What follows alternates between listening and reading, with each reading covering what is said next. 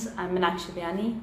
और national income का एक पार्ट अभी रह गया था। नेशनल इनकम का हमने क्लास 12th का प्रोडक्ट मेथड कर लिया था, इनकम मेथड कर लिया था। अब ये एक्सपेंडिचर मेथड हमारा बाकी है, तो आज मैं वही कंप्लीट करवा रही हूँ। And you all know this thing कि ये बहुत बहुत इंपॉर्टेंट चैप्टर है, इससे काफ़ी मार्क्स के क्वेश्चन आएंगे।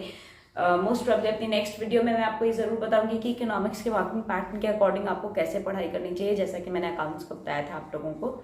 So let me continue without wasting time, क्योंकि आपको हर एक टर्म एक्सप्लेन करने में मुझे थोड़ा टाइम लगेगा, इसीलिए मैंने थोड़ा बहुत लिख के भी रखा हुआ है। Measurement of national income by expenditure method. सबसे पहले इसके अंदर में पहली बात एक्सपेंडिचर। एक्सपेंडिचर का मतलब नेशनल इनकम को हम एस्टिमेट कर रहे हैं in terms of expenditure on the purchase of final goods and services. जब हम final goods and services purchase करते हैं तो उस पर हम कितना रुपया खर्चा करते हैं with in an accounting year, क्योंकि फाइनल एक्सपेंडिचर जो होता है उसके अंदर आता है कंजम्पशन और इन्वेस्टमेंट। दो चीज़ें आती हैं, खर्चे हम दो ही जगह करते हैं ना, या तो हम कंज्यूम करते हैं या हम पैसा इन्वेस्ट कर रहे हैं कहीं पे। तो कंजम्पशन एंड इन्वेस्टमेंट मेथड आप इसको कह सकते हो, या आप इसको इनकम डिस्पोजल मेथड भी कह सकते हो।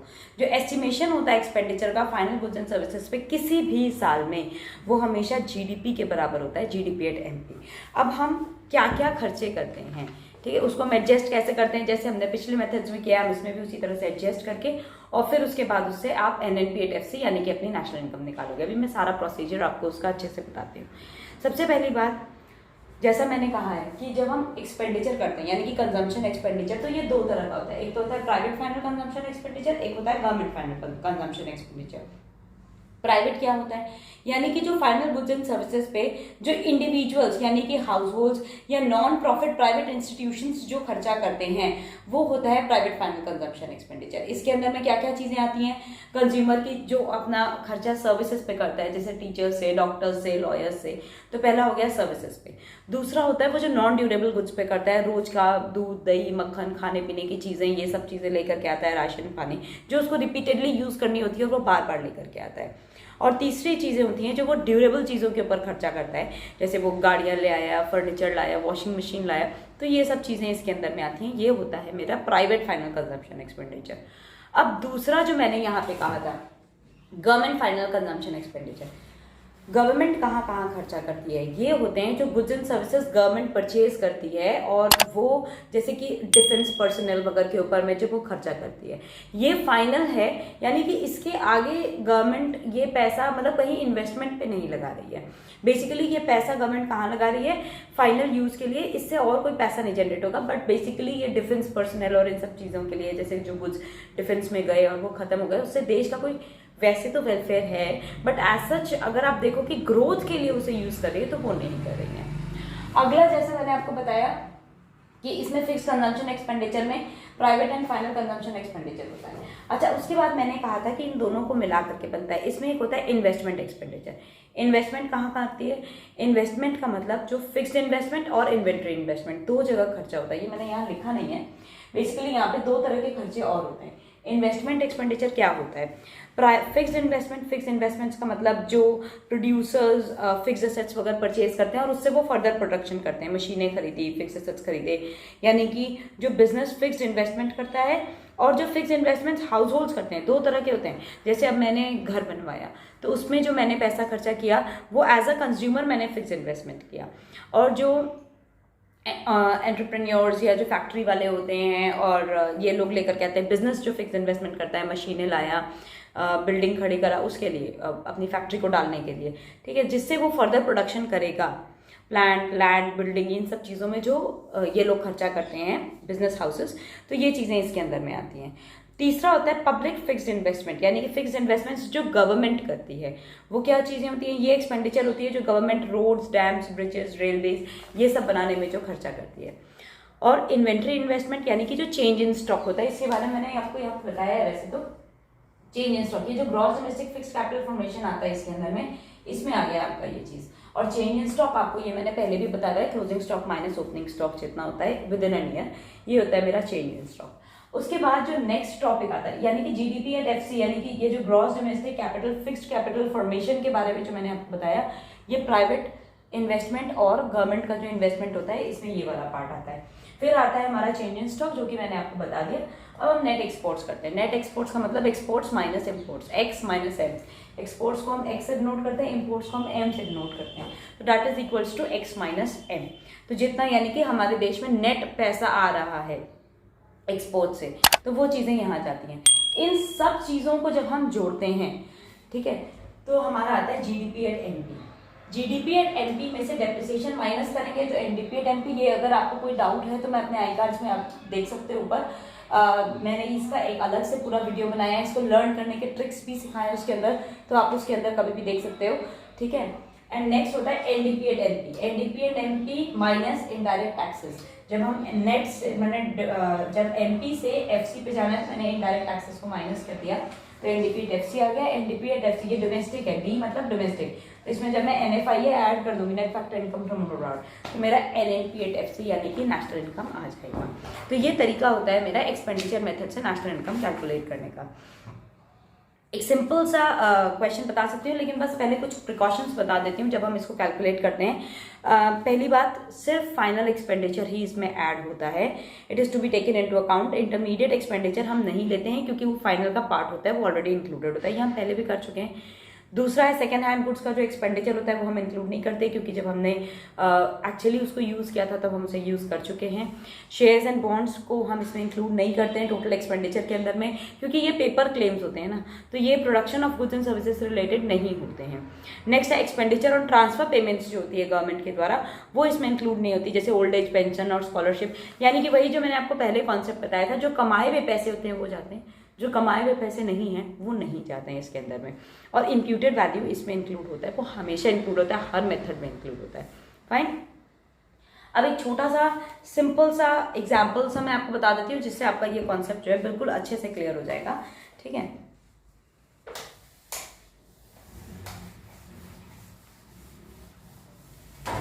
ये फॉर्मूलेज आप बिल्कुल अच्छे से टिप्स पे रखिएगा, क्योंकि जब आप एग्जाम में करते हैं ना, तो अगर आप जैसे दो मेथड से एक साथ करने को आ जाता है पेपर में, तभी ये बहुत इंपॉर्टेंट है। तो इसके कॉन्सेप्ट्स बहुत क्लियर होने चाहिए, तभी आप इन दोनों मेथड्स में, मतलब उनके अंदर जितने आइटम्स दे रखे हैं आप उनको डिस्टिंग्विश करके दोनों मेथड्स के अंदर में उसको अलग अलग सॉर्ट आउट कर पाओगे। अगर आपका कॉन्सेप्ट नहीं क्लियर है, आपको फॉर्मूले नहीं याद है, तो बड़ी प्रॉब्लम हो जाएगी आपको। जैसे हमें क्वेश्चन है, हमें एनडीपी एट एफसी निकालना है, एनएनपी नहीं निकालना है, एनडीपी एट एफसी निकालना है। हमें क्या क्या दे रखा है, जीडीपी एट माने gross domestic fixed investment, gross domestic fixed investment, ये हमें दे रखा है 10,000 का। इन्वेंटरी इन्वेस्टमेंट ये हमें दे रखा है 5,000 का। डेप्रिसिएशन दे रखा है हमें, डेप्रिसिएशन 2,000। इनडायरेक्ट टैक्सेस दे रखा है, वो हमें 1,000 दे रखा है। ये रुपीज इन करोड़ है, फाइन, रुपीज इन करोड़ है। हाँ, तो ये हमें 1,000 दे रखा था। इनडायरेक्ट टैक्सेस, सब्सिडीज दे रखी हैं, सब्सिडीज है हमारे पास में 2,000 की। कंजम्पशन एक्सपेंडिचर दे रखा है, कंजम्पशन एक्सपेंडिचर है मेरे पास 20,000 का। और residential construction investment, residential construction investment, अभी मैंने आपको बताया ये जाता है क्योंकि इससे फिक्स्ड एसेट्स का कैपिटल फॉर्मेशन हो रहा है बाय कंज्यूमर्स, ये भी जाएगा। ठीक, अब मैं आपको बताती हूँ। सबसे पहले मैं कैलकुलेट करूंगी जीडीपी एट एनपी। मैं फॉर्मूला नहीं लिख रही हूँ, आपको बताती जा रही हूँ। जीडीपी एट एनपी में gross domestic fixed investment, inventory investment और क्या क्या जाएगा, कंजम्पशन एक्सपेंडिचर। मैंने कहा था ना कि तीनों तरह के जो इन्वेस्टमेंट और एक्सपेंडिचर होते हैं हर तरीके के, वो जाते हैं। तो यहाँ पे एक्सपेंडिचर एक ये है, एक ये है और एक ये इन्वेस्टमेंट्स हो गए, ये एक्सपेंडिचर हो गया। देखिए और कोई नाम में एक्सपेंडिचर नहीं है, डेप्रिसिएशन है, ठीक है, तो ये तो ऑब्वियसली नहीं जाएगा इसके अंदर में, ये तो आपको पता है कि माइनस करते हैं हम। इनडायरेक्ट टैक्सेस दे रखे हैं हमें, ये नहीं जाएंगे, सब्सिडीज नहीं जाएगी, रेसिडेंशियल कंस्ट्रक्शन इन्वेस्टमेंट है, ये इसके अंदर का पार्ट होता है। तो पहले हम इसको करते हैं, ठीक है। सबसे पहले जीडीपी ये कितना दे रखा था, यानी कि हमारा ये जो ग्रॉस डोमेस्टिक फिक्स्ड इन्वेस्टमेंट है ये हो गया 10,000। आपको फॉर्मूला लिखना पड़ेगा, gross domestic fixed investment plus inventory investment आप कहते हो, चलो मैं लिख के आपको बता देती हूँ। ग्रॉस डोमेस्टिक फिक्स्ड इन्वेस्टमेंट,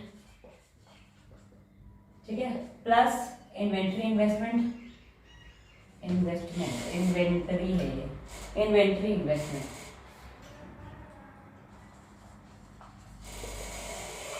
ठीक है, प्लस मेरा आएगा इसमें कंजम्पशन एक्सपेंडिचर।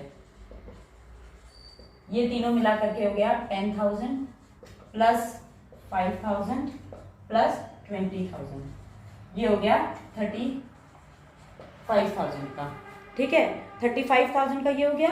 अब ये आ गया मेरा जीडीपी एट एमपी। इसके बाद एनडीपी एट एफसी कैसे निकालते हैं? NDP at FC is equal to GDP at MP minus depreciation. तो यानी कि ये आ जाएगा मेरा 35,000 माइनस 2,000, ये रहा डेप्रिसिएशन, यानी कि 33,000 का।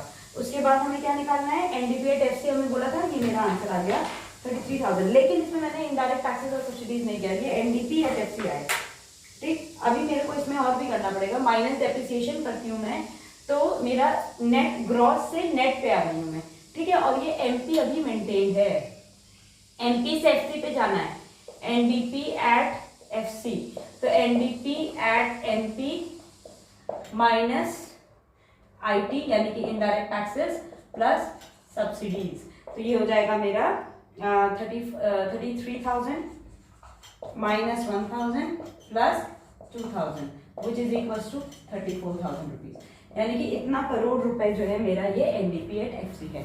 So this question is solved and आपको मैं, अगर ये अच्छे से क्लियर हो गया एंड इन केस आप आगे कोई क्वेश्चन करते हो और आपको वो डाउट है तो आप मुझे कमेंट सेक्शन में बता सकते हो। I will explain it to you in my next video. In case आपको कोई भी कॉन्सेप्ट नहीं क्लियर होता तो you can always ask me in the comment section.